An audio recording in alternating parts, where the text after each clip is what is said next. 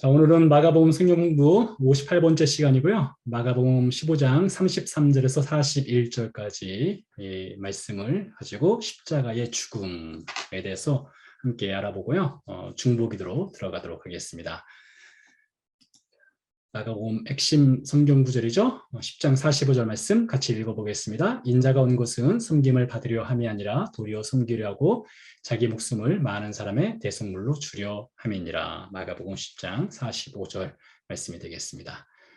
예수님의 마지막 일주를 우리가 지금 살펴보고 있는데요. 지난 시간에 이어서 우리는 예수님께서 십자가에 못 박히신 사건, 6월절로 들어가는 금요일 오전 9시에서 오후 3시 사이에 있었던 사건을 살펴보고 있는 중입니다.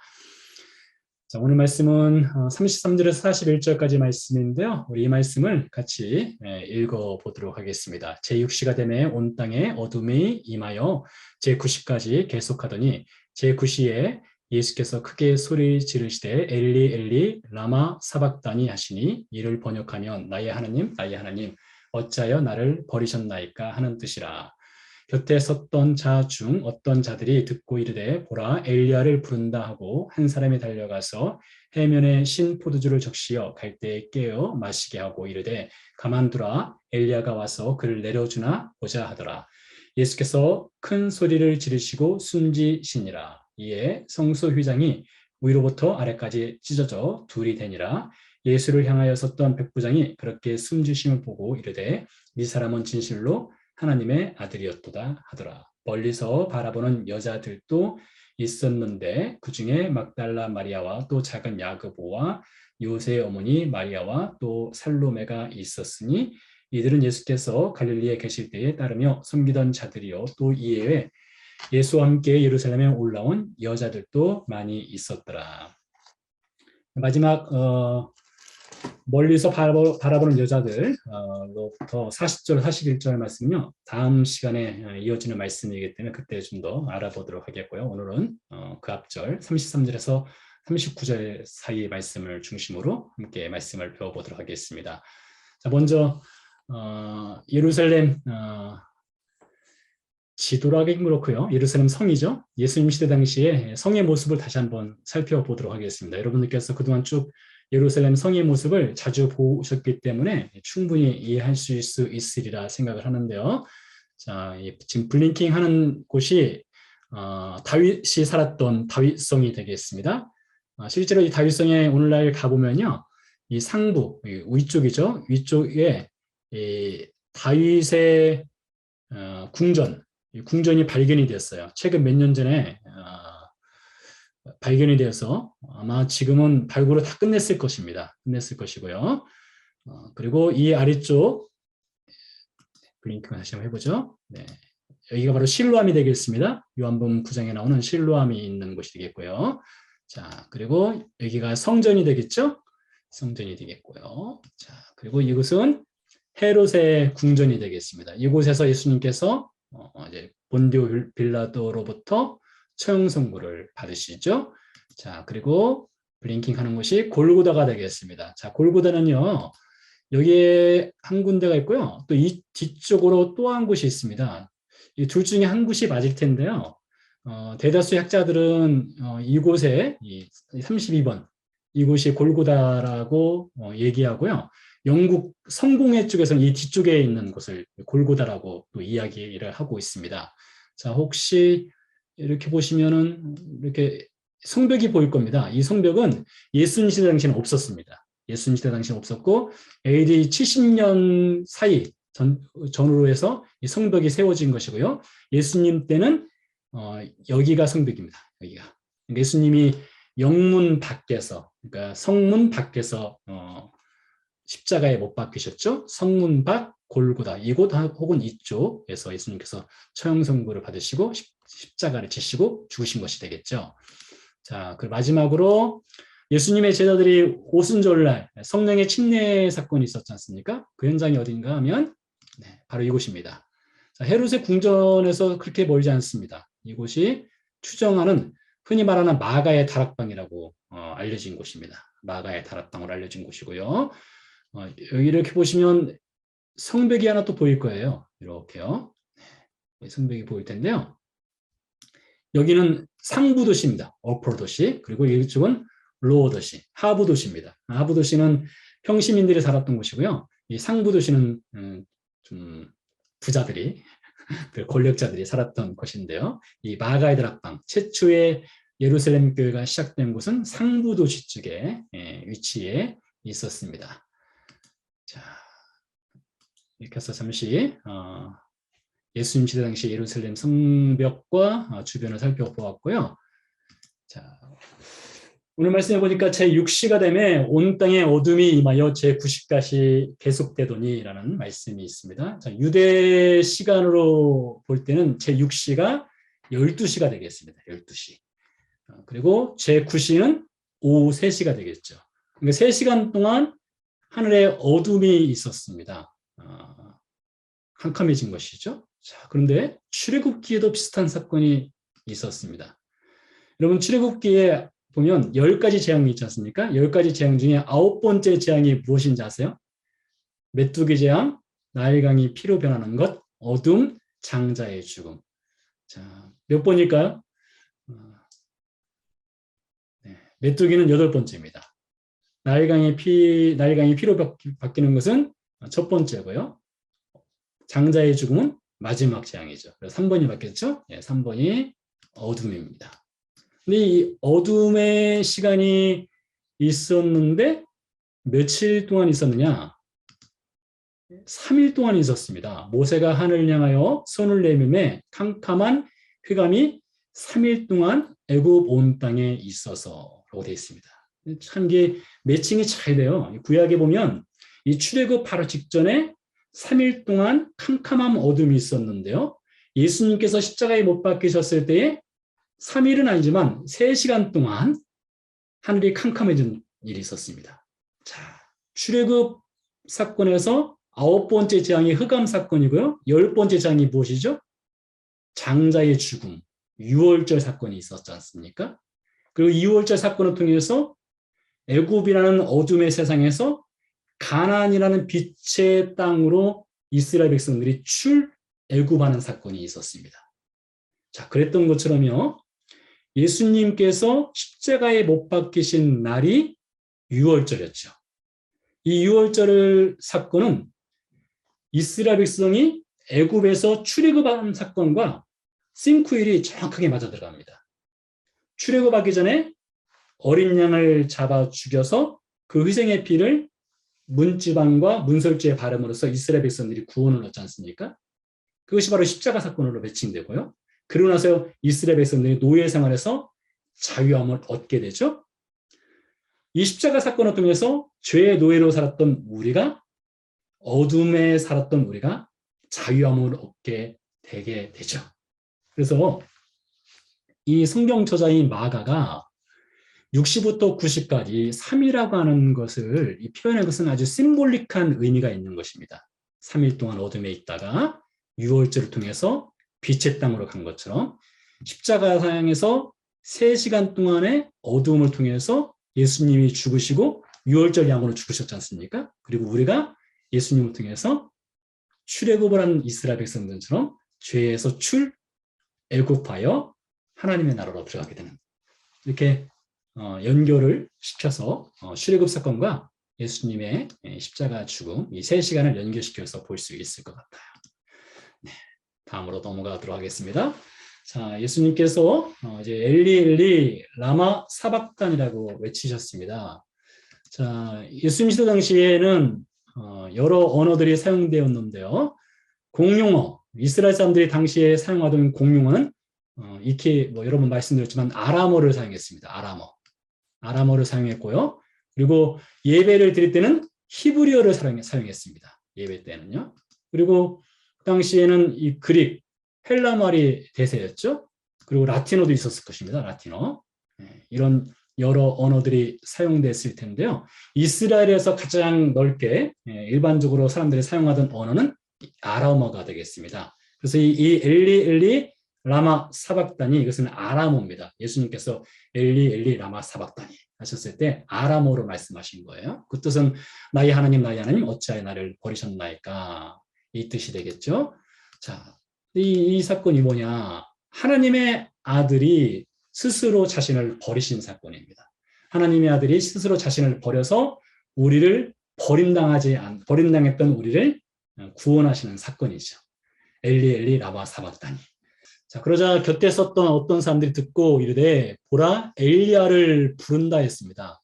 어쩌면 이 사람들이 엘리 엘리 하니까 잘못 들어서 엘리야를 부르는 것 아닌가 이렇게 생각할 수도 있었겠죠. 그래서 뭐 심포도주를 예수님께 먹게 하고, 그리고 엘리야가 와서 그를 내려주나 보자 하였는데요. 자, 이날이 언제입니까? 이날이 6월절이거든요. 6월절로 들어가는 날인데 유대 전통을 하나 보도록 하겠습니다. 유대 전통에 의하면 이 6월절로 들어가는 날에 유대인들이 6월절 식사를 할 때에 집에 현관문을 열어놓습니다. 집에 현관문을 열어놓고 식탁 자리에 엘리야를 위한 컵을 준비를 해놔요. 유대 전통에 의하면 6월절이 되었을 때에 엘리야가 유대인들의 식탁 자리에 방문한다라는 전통이 있어요. 그래서 어디서 이 전통이 생겼는지 그 출처는 알 수 없으나 오늘날도 유대인들은 이 전통을 지킵니다. 그래서 6월절이 되면 유대인들은 집에 현관문을 열어놓고 엘리야를 위한 컵을 준비해 놓습니다. 그리고 엘리야를 맞이할 준비를 하죠. 이런 유대 전통이 있는데요. 성경의 근거를 좀 볼까 합니다. 유대 전통이 어디서 시작됐는지 모르지만 성경적인 것과 약간 매칭이 되는 부분도 있거든요. 자, 성경에 보니까 말라기서 4장 5절에 이런 말씀이 있습니다. 보라 여호와의 크고 두려운 날이 이르기 전에 내가 선지자 000을 너희에게 보내리니 했습니다. 누구일까요? 네, 바로 엘리야가 되겠습니다. 내가 선지자 엘리야를 너희에게 보낸다 했어요. 말라기서 하면 구약의 마지막 책이잖아요.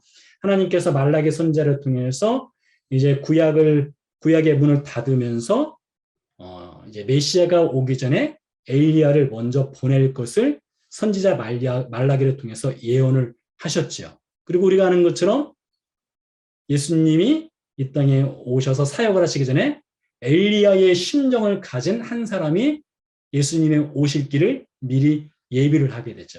그 사람의 이름이 바로 침례 요한이죠. 예수님께서 그 침례 요한에 대해서 얘기한 장면이 있어요. 마태복음 17장 17에서 13절입니다. 제자들이 물어 이르되 그러면 어찌하여 서기관들이 엘리야가 먼저 와야 하리라 하나이까. 자, 이 부분을 잘 보세요.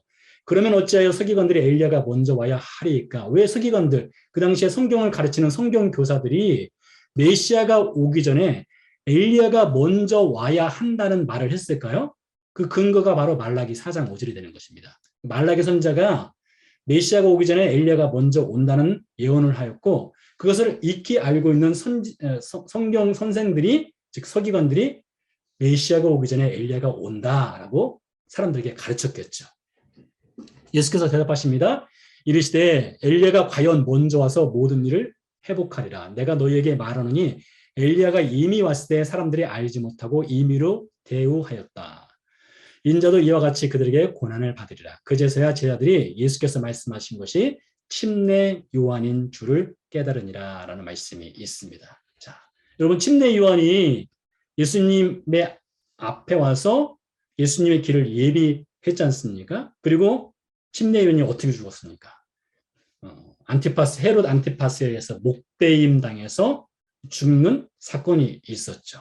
그래서 예수님께서 이 십자가를 지기 전에 이 침례 요한의 죽음을 인용해서 엘리야의 심정을 가진 침례 요한이 목베임 당해 죽었던 것처럼 인자인 나 역시도 침례 요한처럼 죽게 될 것이다 라는 것을 이 말씀을 통해서 예언을 하셨죠. 말씀하셨고, 실제로 예수님께서 오늘 십자가에 이제 매달리셔서 이제 죽음을 맞이하는 장면으로 이어지는 것이죠. 자, 그래서 유대인들은 이렇게 전통적으로 엘리야를 기다리고 지금도 유대인들은 엘리야를 기다립니다. 그래서 문을 열어놓죠. 아직 메시아가 오지 않았다고 하죠. 진정한 메시아가요. 그러나 성경은 뭐라고 가르칩니까? 2000년 전에 이미 메시아가 오셔서 십자가에서 죽으심으로 우리를 죄에서 구원하셨다. 이렇게 가르치고 있죠. 다음으로 넘어가도록 하겠습니다. 자, 예수께서 이제 큰 소리를 지르시고 숨지셨습니다. 마태복음에 의하면 It is finished. 다 마쳤다. 하고 운명하시죠. 이에 성수의 휘장이 위로부터 아래까지 찢어져 둘이 됩니다. 라는 말씀을 살펴보도록 하겠습니다. 자, 여러분 성막에 보면 성막은 섹션이 세 군데로 나눠져 있습니다. 첫 번째는 번제단이 있는 뜰입니다. 뜰이 있고요. 두 번째는 성소가 있고 세 번째는 지성소가 있죠. 이 지성소에는 대제사장이 1년에 한 차례만 들어갈 수 있는 날이죠. 그 대속죄일 날 들어가지 않습니까? 지성소와 성소를 나누는 칸막이가 있죠. 그것을 흔히 휘장이라고 부르지 않습니까? 휘장. 바로 이곳에 휘장이 있죠. 휘장을 넘어가야 지성소, 법궤가 있는 지성소로 들어갈 수가 있는 것 아니겠습니까? 자, 그런데요. 이 성막의 구조를 보면 동서남북의 구조를 보면 성막은 동쪽에 문이 있습니다. 동쪽에 문을 통해서 번제단, 성소, 지성소로 들어가게 돼 있는 것이죠. 자, 일전에도 한번 말씀드린 기억이 나는데요. 근데 죄를 지은 사람들은 항상 어느 방향으로 도망가는가? 아주 일관성 있게 죄를 지은 사람들이 도망가는 방향이 있습니다. 여러분 어느 방향인지 아십니까? 동서남북 중에서요? 맞춰보시기 바랍니다. 자, 창세기 3장 24절 말씀 보니까 이같이 하나님이 그 사람을 쫓아내시고 에덴 동산 어느 쪽에 그룹들과 도로드는 불칼을 두어 생명나무의 길을 지키게 하시니라. 가인이 여호와 앞을 떠나서 에덴 어느 쪽으로 놋 땅에 거주하더니 이에 그들이 어느 쪽으로 옮겨다가 이런 표현들이 있어요. 자, 다 어느 쪽일까요? 다 동쪽입니다. 다 이스트 사이드예요. 이스트. 다 동쪽으로 갔어요. 이게 아주 일관성 있게 죄를 지은 사람들마다 다 동쪽으로 도망갔습니다. 자, 그런데요. 예수님께서 죄인들을 위해서 십자가를 지시기 위해 예루살렘으로 입성하실 때에 어느 쪽에서 어느 쪽으로 갔는지를 또 보면 이게 아주 재밌는 것을 또 발견할 수 있어요. 자, 예수님께서 십자가를 지시기 위해서 예루살렘에 올라오지 않습니까? 예수님은요, 항상 동쪽의 반대 방향으로 하십니다. 여러분, 동쪽의 반대 방향이 어디입니까? 서쪽이죠?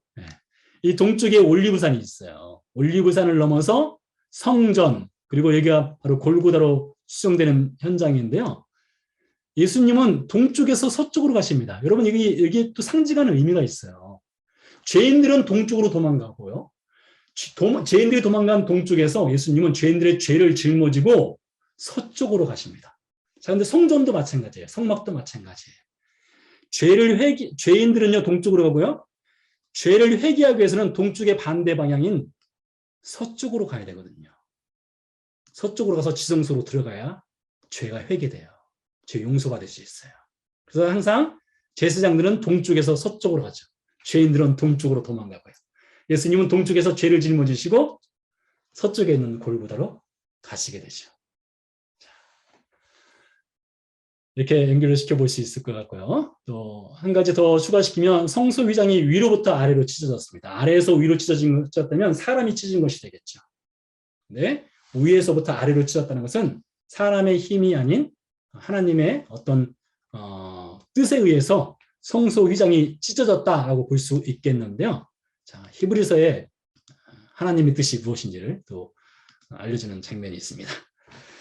자, 그러므로 형제들아, 우리가 예수의 피를 힘입어 성소에 들어갈 담력을 얻었나니 그 길은 우리를 위하여 무엇 가운데로 열어놓으신 새로운 살 길이요 무엇은 곧 그의 육체니라. 여러분, 이게 무엇일까요? 우리를 위하여 무엇 가운데로. 바로 이거죠, 이거. 휘장 가운데를 열어놓으신 새로운 살 길이요 휘장은 곧 그의 육체니라 했습니다. 그러니까 휘장이 위로부터 아래로 찢어졌다고 할 때 이 성소 휘장이 상징하는 것이겠죠. 그것은 곧 예수님의 몸을 상징하는 것이죠. 예수님의 십자가 죽음을 상징하는 것이 바로 휘장이 되겠습니다. 그래서 예수님께서 죄인들의 죄를 동쪽에서 짊어지고 이 성소 휘장을 넘어서 지성소로 들어가시게 되죠. 이렇게 상징적으로 서로 연결되는 부분이 있다고 볼 수가 있겠습니다. 자, 마지막 장면입니다.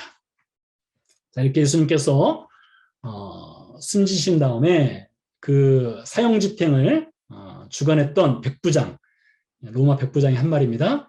이 사람은 진실로 하나님의 아들이었도다라는 말을 합니다. 진실로 하나님의 아들이었도다. 여러분, 이 하나님의 아들, 이 신의 아들이라고 하죠. 신의 아들이라고 하는 표현은 로마 시대 당시는 아주 그 뭐라 할까요? 사람들이 흔히 쓰는 말이었습니다. 근데 그 신이 누구냐? 그게 중요하겠죠. 그 신이 누구냐? 로마 사람들이 신의 아들 할 때는 바로 가이사를 뜻합니다. 로마 황제가 바로 신의 아들이다. 일종의 신앙 고백이에요. 당시 가이사 황제를 향해서 사람들은 당신은 신의 아들입니다라고 고백했고, 동전을 주주할 때도 신의 아들 가이사 누구누구 이렇게 동전을 주주했습니다. 그러니 이 백부장이 신의 아들이라고 하는 그런 신앙적인 고백은 평상시에 늘 해왔던 고백이죠. 자, 그런데요, 이 백부장이 그렇게 가이사를 향해서 신의 아들이라고 하는 고백을 했던 백부장이 하나님의 아들 예수 그리스도를 하나님의 아들이라고 고백하는 장면이에요. 자, 근데 놀랍게도요, 마가복음 1장에서부터 마가복음 15장 사이에서 하나님의 아들이란 고백을 한 유일한 한 사람이 있습니다. 여러분 누구일까요? 베드로도 고백하지 않았어요. 마가복음에서는. 마태복음 16장에서는 고백했지만 마가복음엔 그런 고백이 없습니다. 요한도 고백하지 않았고요. 진실로 하나님의 아들이었도다. 이 고백은 유일하게 로마 백부장이 한 것입니다. 로마 백부장이 그전에는 가이사를 신의 아들이라고 고백했단 말이에요. 근데 십자가 앞에 그가 서서 사형을 직접 주관했던 그가 예수님의 십자가를 통해서 그가 진정한 하나님의 아들을 만나게 되는 장면이죠. 자, 그래서 이렇게 정리해 볼 수 있을 것 같아요. 스스로 버림받으신 예수 그리스도의 죽음은 버림받았던 인생을 더 이상 버림당하지 않는 하나님의 자녀로 살아가도록 하기 위한 사랑의 죽음이었다. 자, 여기 인생에 바로 누가 들어갑니까? 바로 제가 들어가고 여러분이 들어가는 것이죠. 저와 여러분을 위해서 예수님이 스스로 버림당하셨습니다. 스스로 죄인들의 죄를 짊어지고 지성산으로 들어가신 것입니다. 그리고 죽어주신 것이죠. 그래서 로마 백부장의 고백처럼 우리도 예수님을 하나님의 아들이란 고백을 할 수 있는 은혜를 예수님께서 이 십자가 사건을 통해서 베풀어 주셨습니다.